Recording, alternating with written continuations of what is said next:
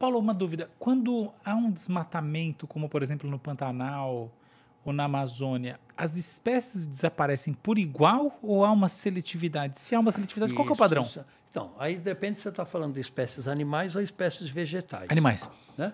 No caso dos animais, alguns animais têm maior mobilidade. Estes conseguem escapar mais facilmente. Outros animais têm muito menor. Um peixe que está num lago, né? O lago secou, morreu. Já era. Uma ave, ela pode migrar. Então, isso está fazendo uma alteração muito Os mamíferos estão indo para o beleléu. na biodiversidade. É isso que eu li. Já está fazendo. Parece que os mamíferos terrestres brasileiros estão desaparecendo. Exato. Né? E não é só no Brasil, Tá, isso é sim, na sim, sim, Índia, sim, isso é. é nos Estados Unidos e assim por diante. E esta biodiversidade, as pessoas também não caem a ficha, a gente depende delas. A gente depende tremendamente da manutenção da biodiversidade do planeta, que é um pool de DNA que é responsável pela evolução darwiniana. Né? Então, isso é muito mais importante. É fácil de perceber isso na questão vegetal. Né? A gente está reduzindo o número de espécies que a gente come, comparado com 300, 400 anos. Isso diminui a nossa diversidade biológica e diminui a nossa diversidade do DNA. A gente tem que voltar a ampliar esse território, a gente tem que preservar a biodiversidade, que ela é tão importante quanto ter um clima estável. A gente depende dela, a gente depende de uma abelha que faz a polinização. A gente depende de um morcego que também trabalha nessa direção. E vai por aí afora. O cara que está... Às vezes o cara que está sentado em casa assistindo esse programa, ele nem se dá conta do quanto ele precisa de uma abelha. Sem dúvida nenhuma. A abelha Bonito é que você essencial falou. para a vida dele. Os polinizadores são essenciais.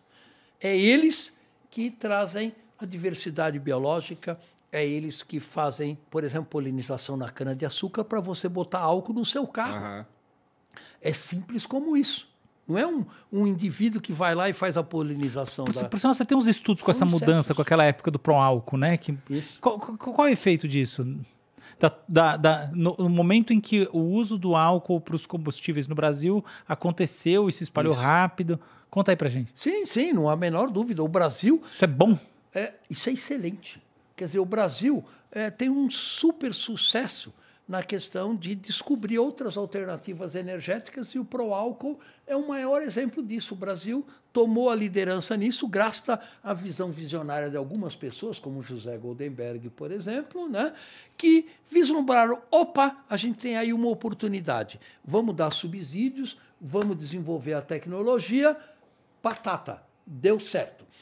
Toda nova tecnologia tem efeitos colaterais, né? Então, você anda hoje pelo interior do estado de São Paulo, você só vê cana-de-açúcar. Não deveria ser assim.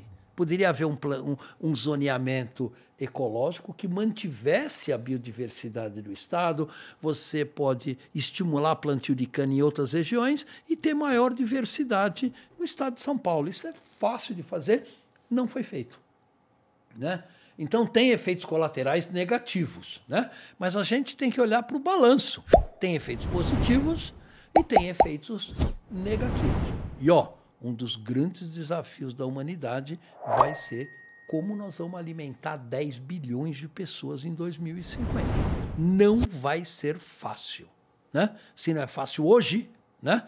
Hoje a gente produz alimentos suficientes para alimentar toda a população. Né? Só que o nosso problema é a má distribuição desses alimentos. Né? Tem muito alimento para rico, que está sofrendo de obesidade, e pouco alimento. Não, mas pobre também sofre, né? Oi? Pobre também sofre. Também. Mas no Brasil hoje a gente tem 30 milhões de pessoas famintas. Né? E isto só vai tender a agravar com o avanço da crise climática. Cara, o álcool... vamos lá, abasteci o meu carro com álcool. Na hora que ele vai fazer a emissão dos gases de lá com álcool é menos sinistro? O balanço é praticamente zero. Por quê? Sério? Sim. Por quê? A Vira planta, água. ao crescer, ela cresce por fotossíntese. O que é a fotossíntese? Ela retira CO2 da atmosfera e fixa esse carbono em açúcares e matéria orgânica da planta. Tá? Aí você corta aquela cana-de-açúcar, transforma ela em vinhaça, transforma ela numa série de coisas. O produto final é o álcool que você queima no seu carro e ele se transforma em CO2, volta para a atmosfera. Aí, outra planta pega aquele CO2, transforma em álcool e vai aqui. O balanço não é zero totalmente, porque você gasta energia no transporte desse álcool, você gasta energia no processo Mas de para quem produção. aspira é muito mais seguro, Oi? né? A questão de você morar nessas ele vias. melhora a questão da poluição do ar, porque os compostos do álcool geram menos poluentes atmosféricos que os compostos da gasolina, tem muitos benefícios. Porra, não sabia disso. Então, o álcool é muito positivo. E para quem gosta de correr, corre mais o carro, né? Se você puder abastecer o seu carro com álcool, faça isso, mesmo que você pague um pouquinho a mais do que você pagaria pela gasolina. Você vai estar ajudando a diminuir o aquecimento global. É simples como isso. Interessante, eu não sabia disso, achava que era a mesma coisa. Não é. Mas aí é só parar pra pensar um pouquinho também, né? É que assim, porque se a gente for falar no crescimento da planta, que é o que usa para fazer o combustível e tudo mais, a gente não tá tirando algo que tava lá quieto e só queimando ele, né? A gente tá, na verdade, usando CO2 para crescer a planta. Então é verdade, é só pensar um pouquinho. No caso do petróleo, veja, o petróleo que está embaixo no subsolo, ele é o produto de árvores que morreram há milhões de anos atrás, foram para o subsolo, envelheceram e viraram petróleo. A humanidade achou uma maneira de pegar aquele petróleo ou o carvão e produzir energia com isto. Mas só que aquelas árvores morreram há milhões de anos. Então, o que acontece? Esse petróleo, esse CO2, adiciona na atmosfera. Sim. No caso do álcool, não. O balanço é quase zero.